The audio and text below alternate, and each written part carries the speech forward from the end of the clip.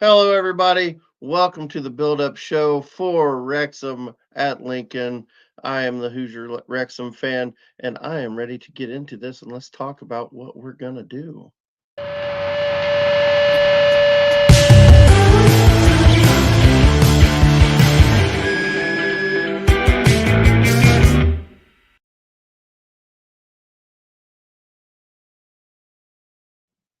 All right, how we doing, everybody? Welcome to the show. It's an exciting day, last day in League One because we are going to the championship. But I have someone with me, someone you all know and love. He is the man with the power. He's the man of the hour. He is Patty Power. How we doing, Patty? Hello. I'm There doing we good. go. Good, good, good. All right. Well, let's get into it. There's been lots of talk about what Wrexham we're going to do for a lineup this week. Lots of changes, any changes, and looks like we are getting just one change to the starting lineup. Um, so we've got Elliot Lee in for Jay Rodriguez. Rumors going around. I believe Matt from Racecourse had said he saw Jay in a boot. So obviously Jay has picked up some sort of injury. He is out and not on the bench. Um, so I mean that's the only change from the group that won promotion for us. So what's your thoughts on that, Patty? Not surprising at all. I thought he might do that, but I was hoping he wouldn't. Yeah, yeah. I kind of thought that's what we'd do too. I didn't think we'd have any major changes. Yeah, Ruth in the chat just put in he was getting J Rod got injections in his foot. So yeah, I mean obviously just wasn't quite healthy. Wasn't able to go. So we've got our bench. We've got Burton, Revan, O'Connor, O'Connell, Barnett, Marriott, and Fletcher. So pretty similar bench. I think it's basically the bench we've had, Basically the more or same, yeah. less. Yeah. Yeah, pretty much the same. I think the only change would be Lee's in, and then who's in that wouldn't have been Revan? Maybe was Revan in the bench last week? I don't remember. Yeah, To be honest. Brevin. Yeah. So yeah. So that's what we got there. All right, Patty, if you want to talk, I will try to find the Lincoln City. Yeah, so a few reports early in the week coming through saying Mullen is playing, Mullen is playing. And I was kind of thinking they were extremely speculative, those messages coming in. Mm-hmm. Um, didn't believe him.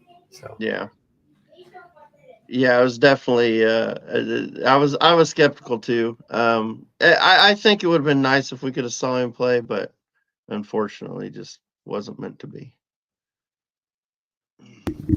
sorry, kids came home. Oh, you're right. It happens. Happens. I know exactly what you mean. Let's see. I'm trying to find this Lincoln City Cool. thing. Sorry, one sec, I'm needed. Hang on. Yeah, you're good, buddy. Sorry, everybody. I'm just trying to find the Lincoln City lineup. Um, our fearless leader, Ken, I'm not sure where he's at today. So I'm winging it and trying to come up with the goods for you. Um, Here we go. Oh, geez. That took me to that's not what I wanted.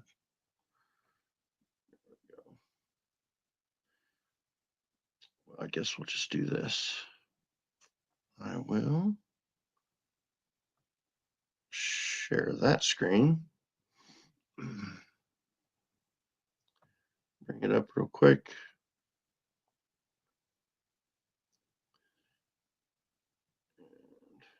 Here we go. All right. So for Lincoln City, they've got Wickens, Deriqua, Arahan. Wow, these names are tough. Hackett, Hamilton, O'Connor, House, Halmer, Ruffin, Collins, and Gardner. The big one that jumps out to me is Collins. Collins has been scoring like crazy. They got him. They bought him from Darby County. He's a very good striker. He scored 10 goals for him. He's 34 years old, but he was a leading scorer for Derby County last season in League One when they got promoted.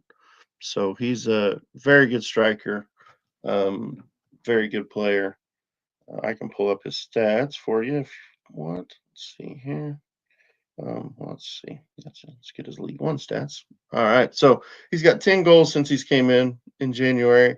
He's only played 1,200 minutes, so it's a good goal return. Yeah, he's only got only one of those are a penalty goal, so he's got a lot of you know from play. That's not just sometimes guys get rack up a lot of goals from just playing or taking penalties. So he's only got one penalty goal. But yeah, Lincoln as a team, they've been playing really well. So they're a team that they've just been out to spoil everybody's fun basically here lately. I've watched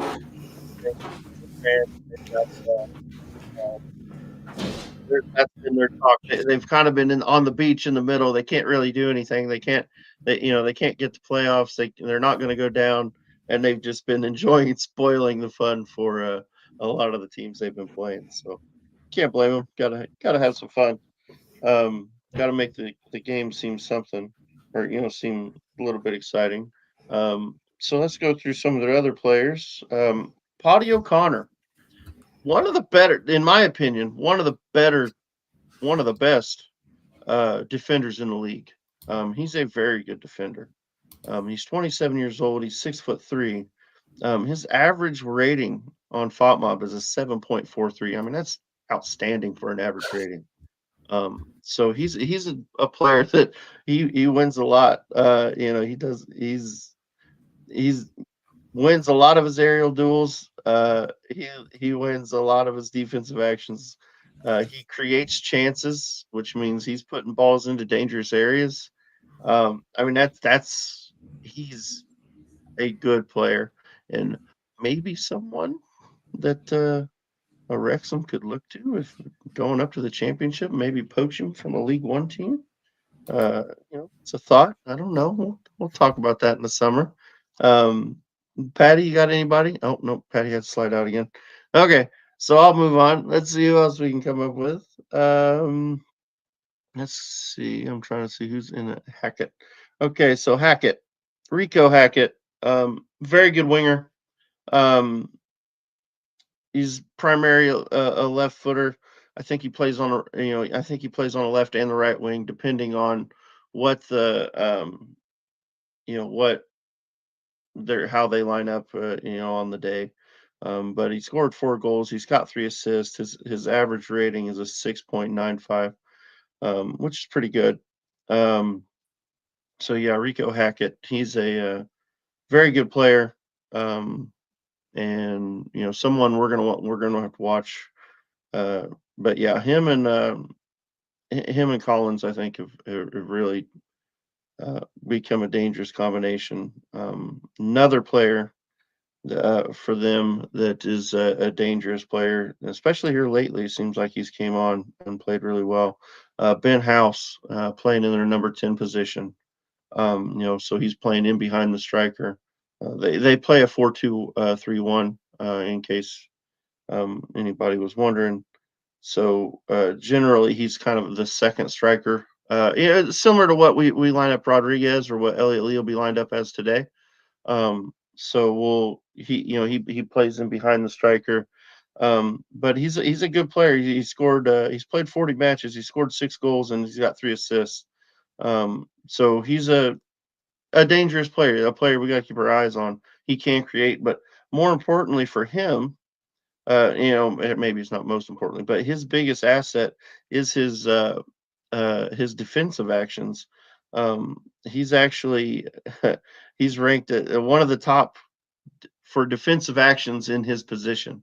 So so yeah, he can create and he can cause problems, but he's also a very good defender. Kind of like what Parkey will ask J Rod and Elliot Lee to do from that position. He wants them to get back and help in defense. So yeah. So that's what that's how they line up. That's what they've got going. So Patty, Patty, you're muted. Yes. There he is. There we got him. All right, there we go.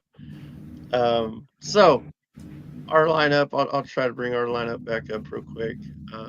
What's your thoughts on today? It means nothing, but it would be nice to finish strong. To be honest, I don't really care if we lose. If we win, it's nice for once to actually to be able to say it means nothing. Yeah. Except just players getting out there.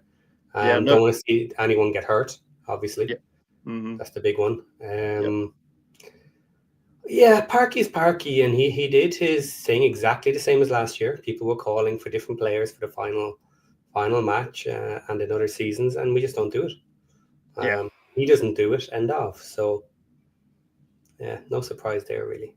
Yeah, I'm not surprised. Like we talked about, we were talking last night on the show, and I'd said, it's tough because you got players that are, they're going for bonuses, and they've got clauses in there, and so they're not going to want to not play. They're going to want to play. Sam Smith, though it's an outside chance, could technically. He's within range of getting the golden boot. It's a long shot. He needs 3 goals to get tied, but it's not out of. Yeah, it's not an unrealistic. It's not something that can't happen. So there's players like that, and I'm sure the other guys have their own clauses that mean it could mean something, and do they want to play or do they? Yeah. Bar someone needing to get over the line on a particular clause that's worth something. I go the other route on that, and I say we're always talking about how close our dressing room is, how they're a team. I don't see why anybody would not be happy to give up their place in the final match to some senior players who it may be their last opportunity potentially in a Wrexham shirt after a promotion season. Even if that ultimately was worth a couple of grand, it's not like they're hurting for money. So. Yeah, I don't think it's that. I don't think it's the bonuses or stuff like that. Like I said, unless you're literally on the doorstep of something. Like I know, extending contracts and stuff can be based on play. There is potentially a scenario where someone needs the match in order to get that. But yeah, I doubt people are in that situation. Most of them have been re-upped anyway, and anyone who hasn't been re-upped who kind of deserves it would have hit their target by now because of the way he's been playing people solidly all season. I don't think there's anybody likely to be on the brink of something like a contract extension. I know what you're saying. I agree. I think I'm just trying to make excuses. Well, no excuses needed. He just doesn't do it. End of story. And that's fine too. So I'm not going to criticize him. I would just like him not to do it. Yeah. But that's personal preference. I have no issue with the reasons he does it. You're right. Yeah, and that's fair. I mean, I don't know. It is a weird one. But he's. I mean, I feel like he's always done this. This has always kind of been the way he does things. So, I don't know. To steal a line from Game of Thrones, you get what you deserve when you deserve it. Yeah. End of story. This has been his team. They solidified as his team. Leah's had to wait. He's had to wait for injury, and now he's back in the team. That's the way he does it. Everybody knows it. Anybody who was thinking otherwise was just hopeful, I think, pretty much. Yeah. So I'm going to bring this up because I saw some comments in the. There we go. Got this brought it's up. All right. So, from the Athletic, an agreement in principle has been reached for Reading to be sold to Redwood Holdings Limited. It has been announced should the takeover proceed as planned, it will end Dai Young's controversial 8-year ownership of the club, which has included multiple points deductions for financial irregularities and relegation from the championship a year ago. The Chinese businessman has been disqualified under the EFL's owners and directors test and has now been given until May 8th to divest his interest in the club. So, good news for Reading. Yeah, I hope they follow us up. But how are they doing? Are they close enough to the playoffs? Yeah, I think they can manage today, can't they? They are even on point going into today. They are even on points with Leighton Orient. Goal difference is holding them back. Yeah, so. Right now they're behind. They need a better result than yeah, and I guess we could bring up the table. Let me work on that. Here we go. I'll try to bring that up. Also, there's a question here I'm going to bring up. Yeah, go ahead. Yeah. From Patrick, how long until they historically announce releases? Last season, it was the 3rd of May, which is today. And considering it's now a weekend, we could very well see the retained list on Monday. And as well, you may get notification in that retained list of some players that are available for purchase, kind of interested in leaving. That's not to say every player who is willing to go is listed. It's just if there are a couple who know they are not getting in the squad and want to actively put it out there that they are looking for another home. Right. So Monday we could have this. Yeah. So if I remember correctly, I want to say they waited until after the boys got back or were almost finished with the trip to Vegas. Am I dreaming that up? It seemed like that happened last year. It seemed like we pushed it because the May 3rd was a Friday, and so I think a lot of teams had been releasing theirs through the week, starting on the Monday, following the season. And I want to say we pushed ours to Friday because I think the boys were on their Vegas trip and were enjoying that. Yeah. And so I don't think they wanted to announce it during that. So we might see something similar to that this year. I don't know when the boys are going to Vegas, but but the thing is they're not going to Vegas this weekend, obviously. So if it was as fast as next weekend, I don't think they're going to push it past next Friday. No. I don't think so either. In this case, I don't think it's going to happen. Right. It may not. We'll see. Because I don't know when the boys are going to Vegas. Because if they go during the week, because I think that's what happened. I suppose, if they went Monday to Wednesday or something, Yeah, I think they did something. If I remember right, that's how it happened. In my head, that's how it happened. But interestingly, we haven't heard about them going anywhere. There's been talk. I think it actually. I have the Ben Foster, Ben Tozer interview. Tozer planned it actually. The owners got a hold of Tozer and asked him to plan it for the boys since he'd been part of it the last couple of years. And they asked him to plan it for them so that it wasn't, they didn't want to ask anybody that was part of the team to plan it to put pressure on them. And so they asked Tozer to do it for him. And Ben Tozer has planned it for him. So it's planned. It's going to happen. I don't know exactly when though. So they talked about that. If you haven't watched that was a great little podcast with. I've watched part of it. I haven't finished it actually. Yeah. Ben Foster and Ben Tozer, great legends of the team, legends of the club. So it's fun listening to those guys talk about it and how blown away they were by the fact we got promoted again. So here's the table. It's a beautiful thing, isn't it? It is. Have a little look there at number 8 and number 10. Yeah, and wild. The last 5 matches, 4 losses and a draw for Bolton, and 5 losses in a row for Huddersfield. Absolutely fell apart. Absolutely fell apart. It's who would have guessed that at the beginning of the season?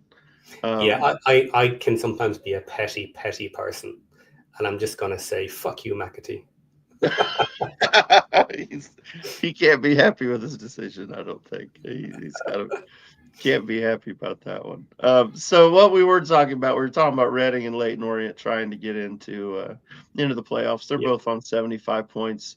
Leighton Orient's got a plus 21. Reading's got a plus 13. So that's quite the swing. It'd be wild if it did swing. But realistically, if it swung that far, then one of them, then Reading would be ahead on points anyway because they would have won and Leighton Orient would have had a loss.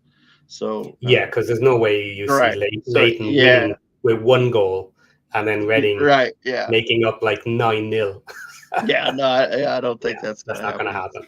So So, But they're the only ones pretty much in it. That's it. Yeah, they're the only two that can flip. yeah. And Charlton then are safe, Wickham are safe, Stockham are safe. we can go to the bottom of the table, and it's all done and dusted too. Crawley, Bristol Yep. Rovers, Cambridge, and Shrewsbury are the 4 teams going down. All already relegated. Burton Albion, got what they needed through the midweek, and they are safe on 47 points, no matter what happens today. So, quite a job they've done to get out of relegation, because they looked dead. They looked dead and buried at one point. So, okay, and Luton Town have gone down. how are they down? Wow, They are down. It is finished. Luton Town is in 22nd on 49 points, losing on goal difference to Hull City, both on 49 points. Just above them, you have Preston North End on 50, Derby on 50, and Stoke on 51. So amazingly tight at the bottom there. So if I remember right, that Derby was playing Stoke, and so they both settled for the draw. Sounds like, and that got them both safe. Yeah. I think that was a tip of the cap. Hey, let's take this draw and let's stay in the division. So there's only 2 playoff spots then, not concluded yet. So the playoff to come up and the playoff to come down, or sorry, to go up into right? Yeah. Wow, that's interesting. So how did it shake out at the top of the championship, Patty? Leeds have won. Playoff. Okay, so Leeds won the league. What about the playoff spots? Playoff spots, then we have Sheffield in third place with 90 points, Sunderland on 76 points, Coventry City made it in with 69 points, and Bristol City made it in with 68. Wow, so they are the 4 who are going to be competing. Wow. So Sheffield United versus Bristol City, Sunderland versus Coventry in the first round, which is going to be that'll be the bit of a banger. Yeah, that'll be fun. And you would expect it would be Sheffield United versus one of the other 2 in the final. Yeah, you would think. You never know with Bristol City. Yeah. I know I was trying to watch some of that today, because there was just so much going on in the championship, and Bristol had dropped out at one point.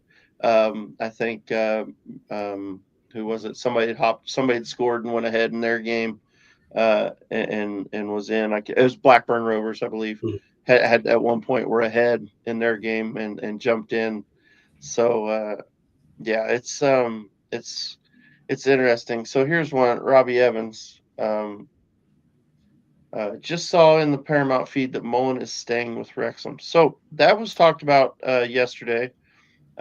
Phil Parkinson was asked about it, I think, by BBC Wales, and he basically said that they asked him about Palmer and Mullen, and he basically said, hey, they're both under contract for next season. They'll both be in preseason, and they'll both be fighting for their spot. And I think that's fair. Now, that doesn't mean that they both can't get sold also. And too many people are reading into that Palmer and Mullen are staying. Yeah. That's not what he said. Yeah. And you have to be careful with the words. That is the situation currently. Yes, they are contracted to us. Yes, they are going to be training in the summer until something else happens or doesn't happen. If nothing happens, then things stay the same. And if something happens, then they maybe go. So I'm happy if they stay. I have no problem with them staying. They're under contract. And I've no issue with Parky playing them, or putting them in the squad and sitting them on the bench all season, or leaving them out of the squad. That's his situation to decide. And if the boys want to take their decision to stay on any of those scenarios, that's up to them as well. But just because he said they're still contracted, they're still part of the team, they're going to fight for their places in the summer. They might fight for their places for the majority of the summer, and then see there's no hope of getting into it, and then leave. Yeah, absolutely. It's so much can change, but I think Parky said what he had to say. He wasn't going to say, no, they're both out of here. You know what I mean? Yeah, well, he wasn't going to say that, I don't think. He did say exactly what he should say, and no manager should be saying pretty much anything else unless it's absolutely clear that he doesn't want them. But even then, I find it highly unprofessional. You can let people read into things. Like if you know that the manager doesn't like this player, you can read into he's not going to be in the team any longer, but the manager shouldn't say it. Right. Yeah, I agree. Here we go. Somebody asked about the playoffs when they start. Bruce is on it. They start next weekend, May 10th, first leg, and then 14th and 15th are the second legs. I believe those are for the League One playoffs. I'm not sure about the championship playoffs. I'm assuming they'll be similar dates, but I think they kind of stagger them.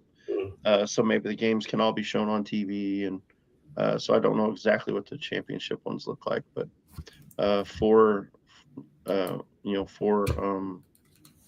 League One, that's the layout for that.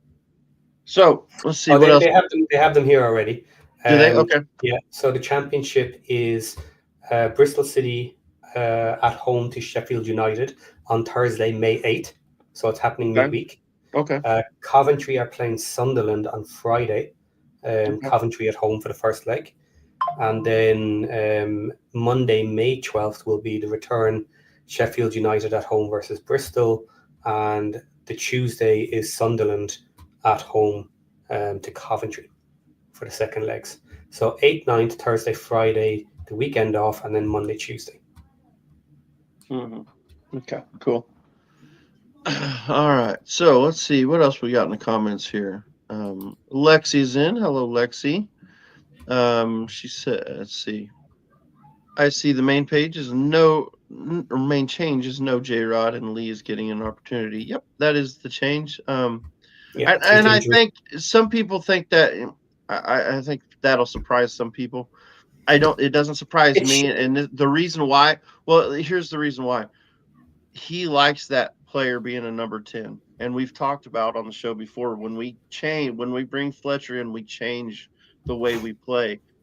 He doesn't play as Fletcher comes in for J-Rod, but he doesn't play as a 10. He plays as more of a striker, an up-front striker. And so it kind of changes the way we play towards the end of the game. So Elliott Lee fits the 10 role probably the best out of the guys that are on the bench that were selected today. So Marriott plays on the shoulder type forward, advanced forward type striker. So he doesn't necessarily play that role either. So yeah, it doesn't surprise me that Lee is plays that role, because he's the one that fits that role that Parkey likes. Let's see what else we got in the chat. So Luke giving his thoughts. So I obviously want Sunderland to have a good chance against Coventry. Okay. Are you is there any reason for that, Luke? Are you just a closet Sunderland fan, or what have we got going here? What we got here? I like Sunderland too. I really enjoyed their documentary Sunderland Till I Die. So I really enjoyed that. Let's see. Wayne Evans. Let Palmer or Mullen and Palmer become a fond memory. They are not the future. And that's probably a fair comment. They probably aren't the future. I still think that they're, of the two, I think Mullen could possibly do something in the championship, but it's hard to take that gamble on a player that you didn't even get to play him in League One, and that's there are people out there saying that Smith is not good enough for championship. Yeah. Already. So, like, if you have people going down the road of saying Smith isn't good enough for the championship, I'm sorry, but that even shows how far down Mullen is. And people saying, oh, he's only 30. I'm sorry, only 30 as a striker in the championship? No. No. Yeah. I mean, they're strikers in the championship. They're 30. But I think they've been there for 10 years. I think they've been there for 10 years. That's the difference. They've been there since they were 24. so I mean, that's the difference. You don't see many strikers coming in at 30 for their to start their career in the championship. So that would be an odd one. Luke says, I went to Sunderland for 3 years university. My friend named Neil Wainwright played for Sunderland and Wrexham. Ooh, very cool. Very cool. Let's see. All right. Sea Lord of Bravos. I'll ask it again. At his peak form, is Mullen a championship caliber talent? That's the big question. Is he? I thought he was. Not even I thought he was. I thought he was. In League, when we played in League Two and he was really hitting form, I thought he was a player that was, and I think we all talked about it, I thought he was a player that was good enough to get us into the championship and be part of the team in the championship. I felt that way. At his peak, I would have agreed that he's good enough to get a shot in the championship to prove himself, but he never took that option. If it was even available to him, but it probably should have been, because he was League One top scorer. So I'm sure he could have got a team in the championship to take him, and he decided to come to us instead. So it is what it is. You'll never know. Yeah. But I will say yes, he probably could have at least had a shot at it.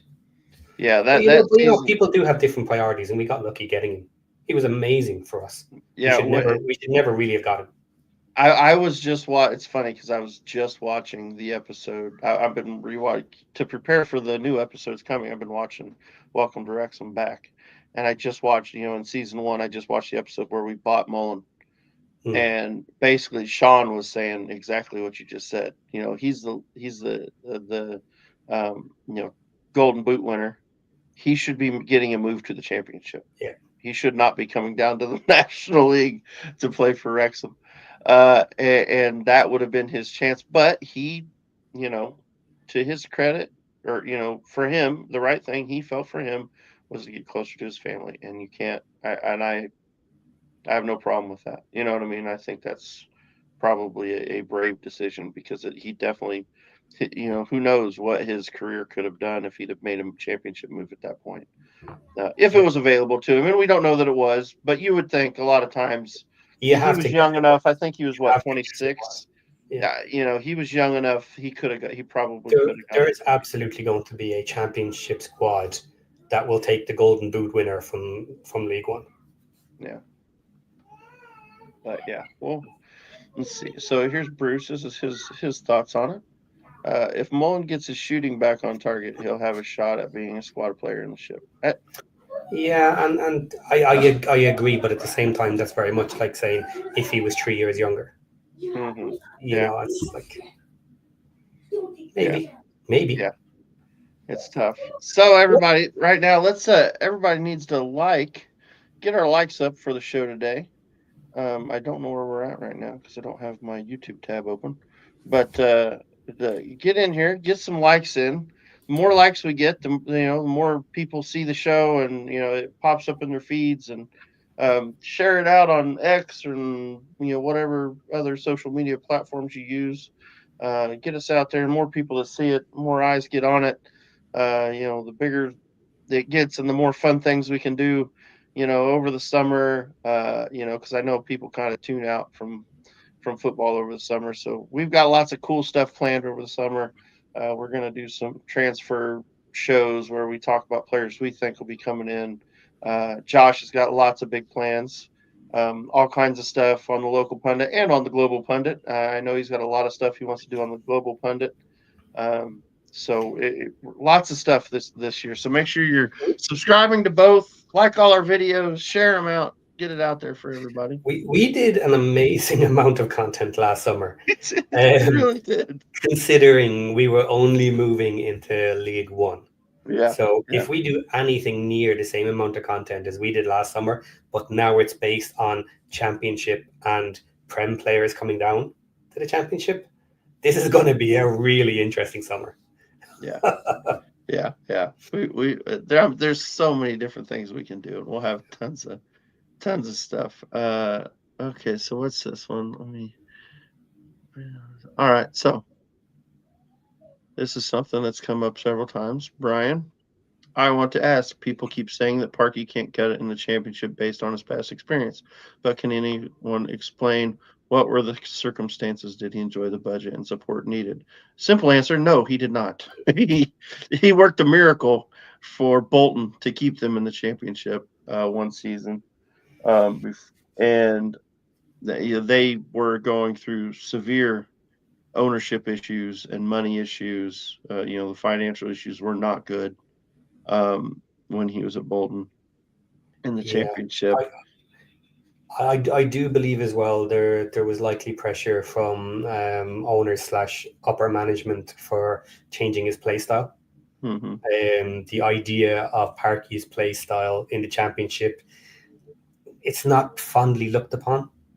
It's not Mm-hmm. nice football, and people who often have ambitions of being in the Prem and playing this fancy football that gets them relegated because they can't do it well enough against the Prem teams.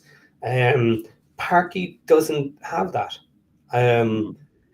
Our owners, and even Humphrey in particular, has said, we know what style of football it is. We know it's not particularly nice on the eyes. We know fans have complained about it, but it's working. Right. So they understand that, but they don't seem to be putting the same emphasis on nice flowy football. Their Mm-hmm. emphasis is on results. And until Parky doesn't get the results they're looking for, I think he's on pretty solid ground. So here's let me just tell this story for people, just for a little bit of context when we talk about playing good football. So at Birmingham City, we're in the championship. They were sitting in, I think, 8th place, just outside the playoffs, or maybe just in the playoffs. They might have been just in the playoffs. They're right in that area, and they fired their manager because they wanted to change their style of football. They ended up being relegated that season, and that's why they've been playing in League One this year. Hull City is another one. Hull City ended that same season. Not this season we've just gone through, but the season before. And Hull City were in the playoff places, and they finished just outside the playoffs. Didn't make the playoffs. They fired their manager, and he's gone off to France and has been very successful over there. And Hull City just dodged relegation today. So, because they wanted to play, and that was what their owner said. Their owner explicitly said they want to play a better brand of football, and that's what they want to do. So it's funny, I think, that a lot of these teams will fire managers because of style of play, despite the fact they're getting results. But then when they change the style of play, all of a sudden those results go away. So it's really interesting to see um, how that happens. So I like the fact that we have Phil Parkinson. I think his style of play can work in the championship if he's got the right players. Any style can work if Yeah. you have the players to do it. Look at Leeds this season. They played beautiful football, but they've also got the biggest budget in the league. I mean, they just is what it is. If you said we were going to try and play more passing football next season, I would add about an extra 3 players to get rid of in the summer. I'm sorry, like a lot of our players are not suited to it. Right. I would get rid of more players this summer if you said we're changing our style. Uh-oh. But Josh should be nearly ready because it's only 5 minutes. Did we go over? Oh, did we go over? Yeah. Yeah. I think we better jump All over right, to let's Josh, cut it guys. out. All right, guys. Hey, everybody go over, watch Josh. He's going to be ready. You guys, we love you. This is our last build-up show of the season, and we will see you on the next one. And on that bombshell, we are out of here.